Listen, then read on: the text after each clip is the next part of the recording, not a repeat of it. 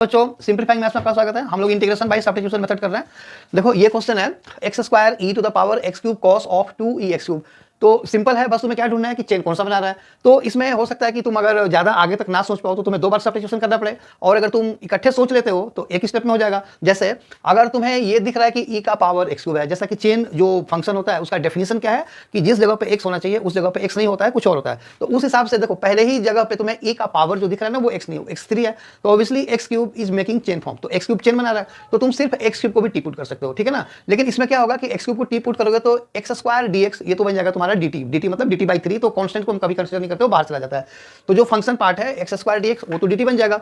फिर उसके बाद cos ऑफ 2t आ जाएगा, ठीक है ना। तो जब cos ऑफ 2t आ जाएगा और यहाँ पे et आ जाएगा तो क्या होगा, फिर से हमें एक बार और करना पड़ेगा, है ना।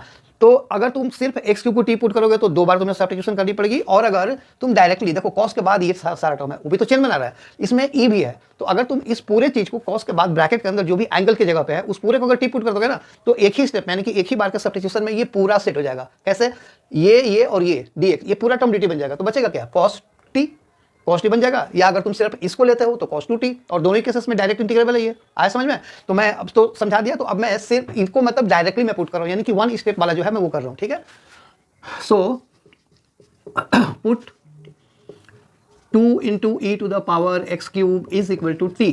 दिस इंप्लाइज, अब देखो डेरिवेटिव अब निकालना है ना, differentiating both sides with respect to x। तो ये x का फंक्शन है तो जो भी डेरिवेटिव आएगा उसके साथ dx लगाएंगे, t का डेरिवेटिव 1 तो उसके साथ हम लोग dt लगाएंगे। अब इसमें जो तुम डेरिवेटिव निकालोगे तो ये तो देखो चेन का फॉर्म है ना, e to the power x cube है। तो चेन कैसे निकालते हैं, पहले तो 2 as it is e to the power x का derivative e to the power x होता है, तो पहला स्टेप आ जाएगा e to the power x cube into, अब e को कवर कर दो क्योंकि x क्यूब जो है वही तो चेन बना रहा है, तो पहले e के अकॉर्डिंग, और अब e को ऐसे कवर कर दो तो क्या बचा x cube.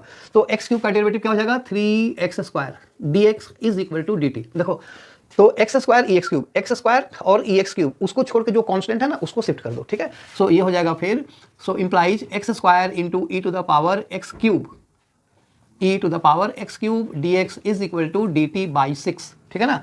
Therefore I is equal to, अब देखो ये x square e x cube और d x, d t by 6 हो गया ना, तो 1/6 को बाहर ले लो और डी टी तो हम बाद में लिख लेंगे। तो अब क्या बचा, cos of T D T हो गया। अब देखो अगर हम ई एक्स क्यूब को लेते तो यहाँ पे cos 2t आता, cos 2t का इंटीग्रेशन जब करते तो 2 से डिवाइड हो जाता, वही इसमें पहले ही आ चुका है, ठीक है ना।